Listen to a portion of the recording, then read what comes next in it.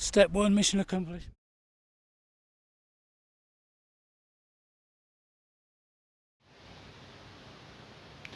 Look at this lovely place I'm staying at. A village called Barrancas, which is down here on Route 40. There we go. Barrancas.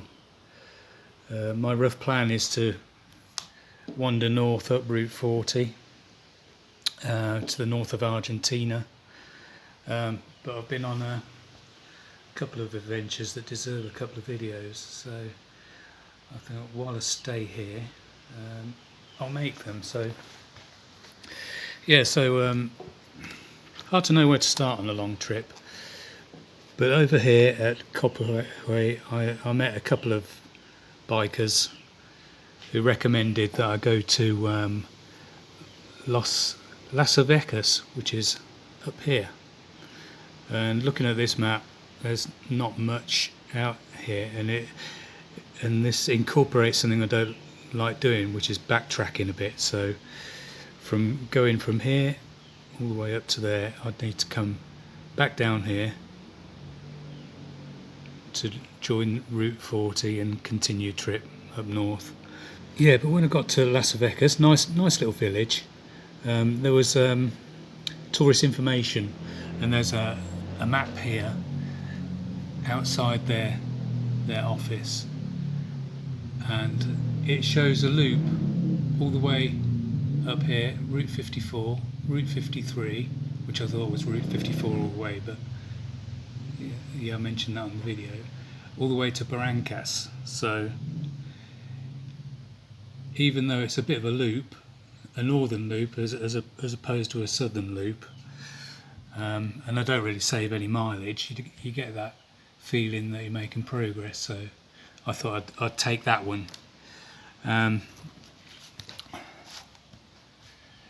The tourist information gave me this map as well, and it recommended Manzano Amargo, where there's a waterfall, but then you either have to carry on all the way around Route 54 to 53, or come back and do Route 43, where there's a lot more to see. So that's what I thought I'd do. I'd go Las Vegas, Manzano Amargo, back to the junction, and then continue Route 43 to join Route 53, which you could barely see on here, on this map. Let me see. Route 43. It goes from this blue, which is Ripio consolidated, like grit and gravel, into Terra, which is dirt track, and then it turns into this dotted white line road all the way around down the Mendoza border. There we are. It picks up the dirt road and then gravel road to Barrancas, and it picks up Route 40 again. So that was the plan. I didn't know what that was, the white road. This is the first time I've seen it. But on this key here, we have where are we? Camino no relevado, which means non-relieved road. So what does non-relieved road mean? So I just took it to mean not looked after. I'm not sure if it's camera out of focus or my eyes. Anyway, so that's what I did. I worked out the mileage on Maps.me, the online mapping app, and it was about 300 kilometres, so I needed an extra half a gallon. So I got a 2.2 litre pop bottle, drained some fuel out the tank, took the hose off the bottom of the tank there, drained some fuel into that, went to fill up at the petrol station, and then set off. As you know, the roads are pretty rough anyway on these Ripio and Terra roads. They've got boulders and all sorts mixed in, and it's dry season anyway, so these dirt roads don't really get muddy. But the tourist map, it kind of ends about a Linko up here, so that was when my little adventure started. So that's where I did most of my GoPro filming.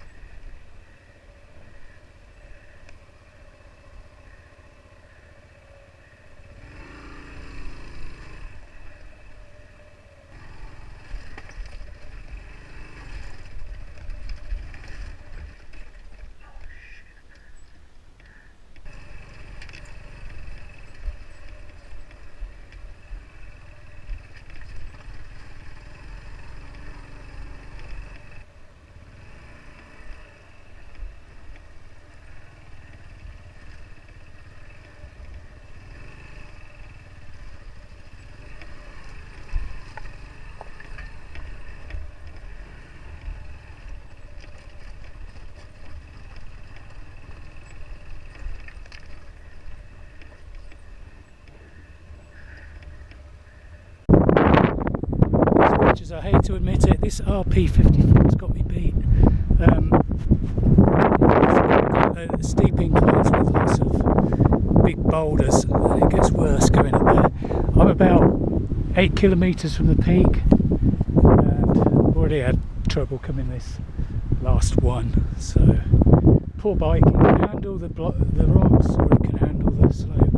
It can't handle both. If it's smoothed out afterwards, I might be tempted just to tackle this and then carry on, but not with all that in front of me.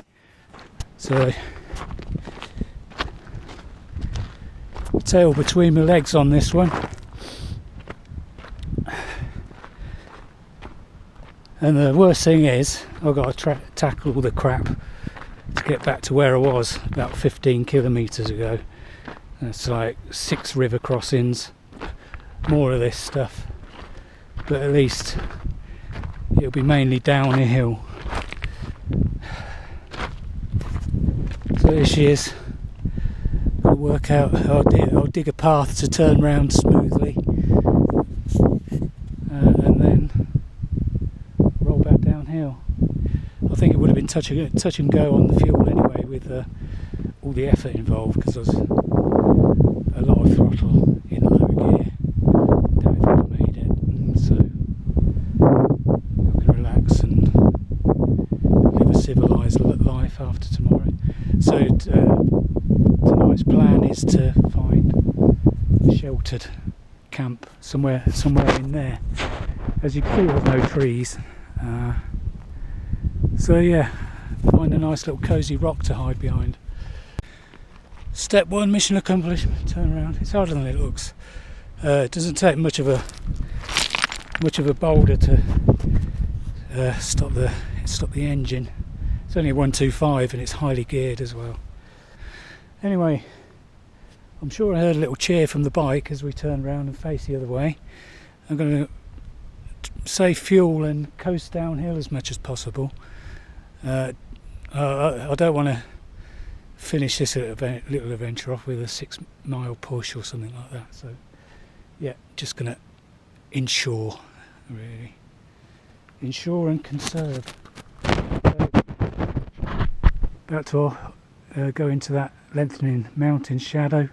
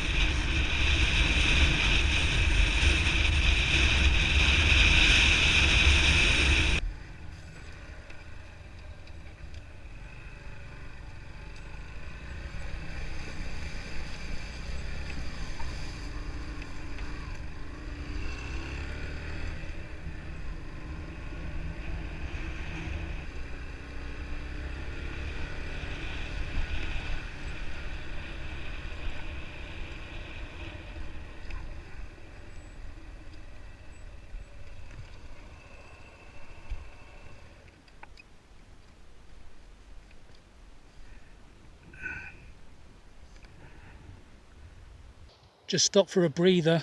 I'm out of that rough patch. There's a couple of river crossings. I stopped to survey the bottom, pick the easiest route through, and twice I forgot to change down to first gear. First one took off in third, so I got stuck in the middle. And the other one I got stuck in I took off in second and didn't have enough grunt to get through that one either. So yeah, just an oversight, concentrating on the bottom. The last one, I took a wrong turn in. I took left instead of right uphill, and it took me to the lake, and it looked like a really shallow crossing. The first two stretches, they were okay, but the last one, it was a bit deeper, but it looked smooth on the bottom. But it turned out it had a soft bottom, and I was getting bogged down in the bed of the lake, so I had to give it all I got to get through and paddle through with my feet. Yeah, so I did all right. Going, not getting my feet wet, but coming back, well, once they're wet, it doesn't matter. You can just sort of paddle away. So I've got boots full of water. They're not waterproof anymore. They leak, so they're slowly draining. But it's the right time of day to get your feet wet. It's 6:30, 7 o'clock, something like that. So yeah, once I camp, I can spread my boots out, hang socks up, they'll be dry in the morning. So I'm on the prepared bit of the RP54, going anti-clockwise to Las Vegas. So this is plan B really. I really expected to go all the way around on that adventure course, but I just didn't have the equipment. So, oh yeah, the other thing, they've got a view behind me.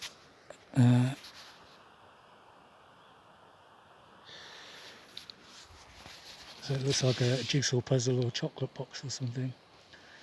Apparently people camp down on the green flat bit down there, but yeah, I fancy carrying on a little bit more, maybe another half hour.